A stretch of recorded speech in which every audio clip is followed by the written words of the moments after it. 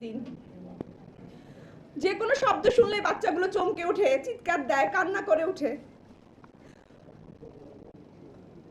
পড়াশোনা ওদের মাথায় ঢুকে না, অনেকে কানেও শুনে না। হুটহাট রেগে যাচ্ছে, হাত পা ছুড়ে কেঁদে বলে এর থেকে তো মৃত্যু ভালো ছিল, বেঁচে আছি কেন আমরা? ওই দিন ওদের সাথে আমরাও মরে যেতাম, তাহলে এই কষ্ট আমাদের ভোগ করতে হতো না।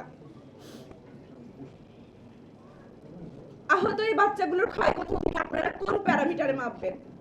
এখানে দুজন শিক্ষক আছে, আরো কয়েকজন শিক্ষক আহত। ওনাদের কর্মজীবনও ওনারা ফিরতে পারবে কিনা স্বাভাবিক জীবনে আমরা জানি না। একজন শিক্ষক হাতে কলমই ধরতে পারছেন এখনো পর্যন্ত। আমাদের যুদ্ধটা তো মাত্র শুরু, অনেক লম্বা ভ্রমণ আমাদের। এই দায়িত্বশীল সমাজ ও সরকারের কাছে আমাদের আকুল আবেদন, আমাদের বাচ্চাদের পাশে দাঁড়ান, তাদের চিকিৎসা ব্যবস্থা এবং পুনর্বাসনের ব্যবস্থা করুন। যে বাচ্চাগুলো এখনো হাসপাতালে কাটাচ্ছে তাদের উন্নত চিকিৎসার জন্য দেশের